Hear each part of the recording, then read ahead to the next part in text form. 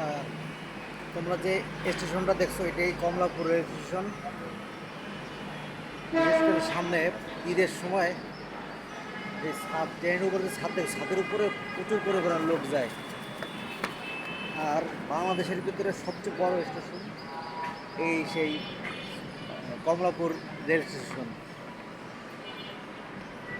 আমাদের দেশে যোগাযোগ ব্যবস্থার ভিতরে রেলগাড়িতে চড়েই মজা বেশি। রেল স্টেশনের ভাড়াও খুব অল্প টাকায় চড়া যায়, একবার সীমিত টাকা। আর আমি একটা জিনিস দাঁড়া দাঁড়া চিন্তা করতেছি, সেটা হচ্ছে রেলের যে ছাদটা, ছাদের উপর বসে বসে মানুষেরা যায়। আমাদের ইজতেমা হয় বাংলাদেশে, আর হচ্ছে ঈদের সময় কীভাবে বসে বসে যায়। রেলে যদি ঝাঁকি হতো কোনো মানুষ ছাদের উপরে বসতে পারতো না। সেই চিন্তাই করতে আসি কীভাবে মানুষ রেলগাড়িতে ছাদে চলে। আমাদের বাংলাদেশ এখন আগের থেকে অনেক উন্নত সব দিক দিয়ে।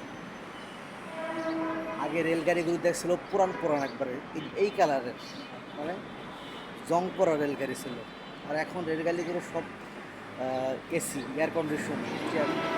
কম দামি ভাড়া আছে, বেশি দামি ভাড়া, সব দামি ভাড়া। ওইগুলো হচ্ছে মালবাহী ট্রেন, আর এটা হচ্ছে যাত্রীবাহী ট্রেন।